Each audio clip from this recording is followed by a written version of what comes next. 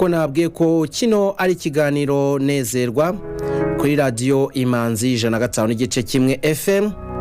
Murabizi ko tugiramo umwanya mwiza cyane wa Iga Time, aho tufasha abanyarwanda badukurikiye kwiga ibyabateza imbere.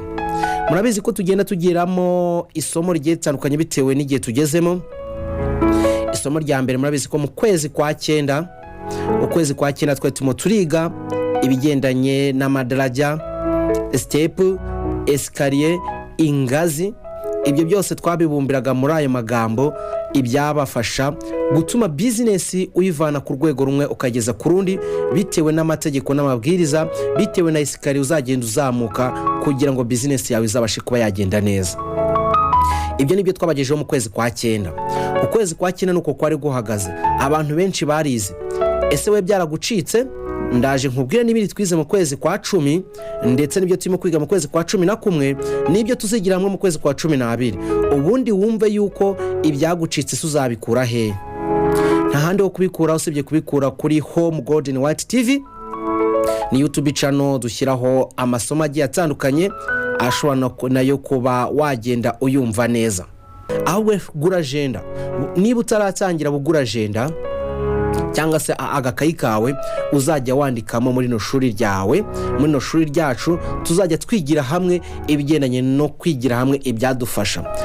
Tangira uzige kugena intego, uzabyiga mu kwa 12, mu kwa mbere utangire uyigena iyo ntego yawe, ubundi bizagufashe kuzatera imbere umwaka wa 2025. Tuzawusoze ari ubuhamya, tuzawusoze ari umunezero, tuzawusoze ari ibyishimo bidasanzwe.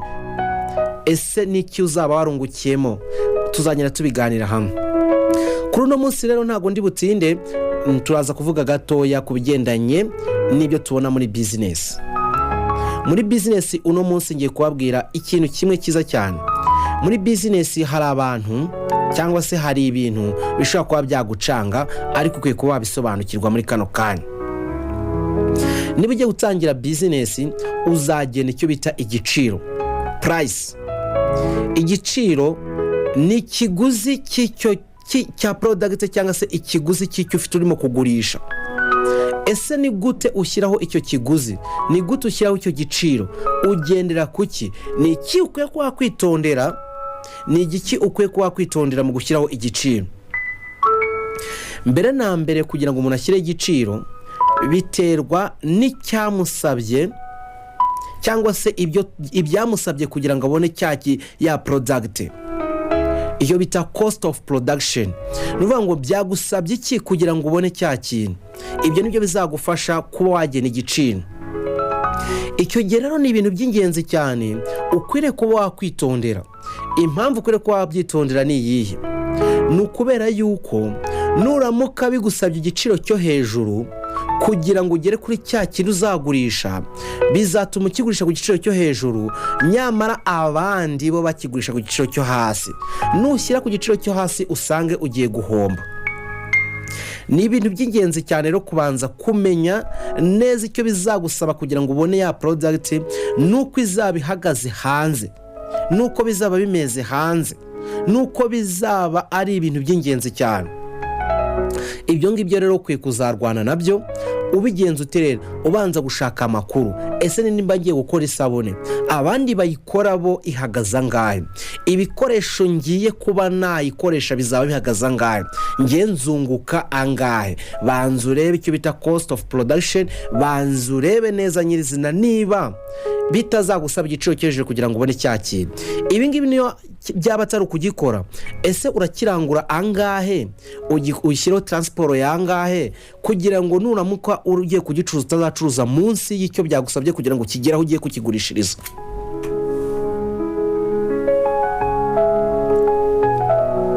Ibi ni ibintu by'ingenzi cyane abantu badakunda kuba bamenya. Ni ibintu by'ingenzi cyane abantu badakwiye batajya bamenya, bigatuma usanga barimo barahomba batari babizi. Ibi rero niba wamaze kubikora neza, wamaze kubona igiciro cyawe byaguhagaze, biragufasha no gushyira igiciro uzabigurishaho.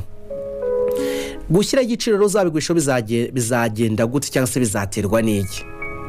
Mbere na mbere ukwiriye kubanza nkuko twavugaga mu kanya kuba biri muri packaging nziza. Buri ikintu gishobora kugurwa kubera uko gipfunyitsemo cyangwa se uburyo kibagipanzemo mu uburyo kiri butwarwemo. Ugasanga kimwe kugitwara biragoranye. Niba ari nk'ibintu wenda bimeneka, kubitwara biragenda bijojoba. Niba ari ibintu runaka wenda by'amafu, kubitwara biragenda bitumuka. Bishobora gutuma ibyo ngibyo bitakaza agaciro k'icyo uri bushyireho, ukabigurisha make ariko bitewe n'uko ibyo urimo kubitwaramo wowe ubwawe bitameze neza, bigatuma batabigura. Igiciro cyose wabishyiraho, kubura gushyira igiciro bigenwa n'uko bipfunyitse cyangwa bigenwa n'uko bipackagingze neza. Ibyo nabyo uzabirebeho. Ikindi mu gushyiraho igiciro icyo bizagusaba cyangwa se ikindi uzareba bigereranyije n'ibindi biri ku isoko. Ese niba ari byinshi biri ku isoko, igiciro urumva ko kizagabanuka, cyangwa se niba ari bikeya igiciro kizazamuka. Ariko niba umuntu ubona ari bikeya ku isoko, nta mpamvu yo kunamaho abantu ngo bungukeho iby'indengakamere, kubera ko nuramuka ubungutseho iby'indengakamere bakakuvumbura, uzabura abakiriya, uzatakaza icyizere. Shyiraho ibituma wakunguka, ariko ntushyireho ibituma ushobora kuba wakunamaho abantu bashobora kuba bakubonamo kundi ko uri umuhemu, urimo urabahenda cyane, ukabereka ko ibintu byabuze nyamara bitaranabuze. Gerageza rero umunyakuri gushyiraho igiciro. Icyo ngicyo ni ikintu gishobora kuba cyakwangira izina ryawe, kuba washyiraho igiciro kiri hejuru cyane, igiciro gikabije nyamara ahandi ari igiciro gitoya. Ariko ibi ntibibuza, bitewe n'igiciro ko gishobora gutandukanye bitewe na class cyangwa se bitewe n'aho ugifatira. Ugasanga ni igiciro ikintu product ni imwe, ariko bitewe n'aho uyifatira, ugasanga biratandukanye. Ushobora gufata fanta ukayinywera muri quartier, undi akayinywera muri hoteli, ugasanga ibiciro biratandukanye cyane.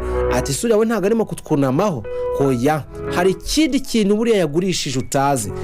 Yagurisha icyo bita service, umwanya hari wagiye kwicara, uburyo ki hari security, uburyo ki bakwakiriyemo, ibyo nabyo burya babiha agaciro.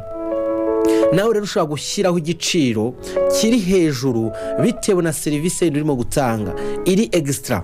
Ese wicaye hano ufite wifi, iyo wicaye hano ufite umutekano, ibyo bishobora gutuma wongera igiciro. Ibyo nibyo bigusaba muri business ku buryo ushobora kuba wasetingamo igiciro. Ibyo byari bimwe mu bigufasha kuba wasetinga igiciro cyangwa se washyiraho igiciro cy'ikiguzi cyawe, igiciro cy'ikigurishwa cyawe, biterwa n'ibintu byinshi bigiye bitandukanye. Nawe urabizi ko hari byinshi bishobora kuba byagufasha gushyira igiciro. Ntuzashyireho igiciro uhubutse, kuko ushobora gushyira igiciro uhubutse ugasanga urimo urakorera abakiriya aho gukorera business yawe. Niyo mpamvu rero ugomba kubanza kubyigaho neza. Ariko icy'ingenzi, ntuzashyireho igiciro kiri munsi y'icyo byagusabye kugira ngo ubone cya gicuruzwa cyawe, ya product yawe ugiye gushyira ku isoko. Iki ni ikiganiro Nezerwa kuri radio Imanzi 105.1 FM. Ngendi Ishimwe Eric Expert, mu kanya keza cyane ka Iga Time.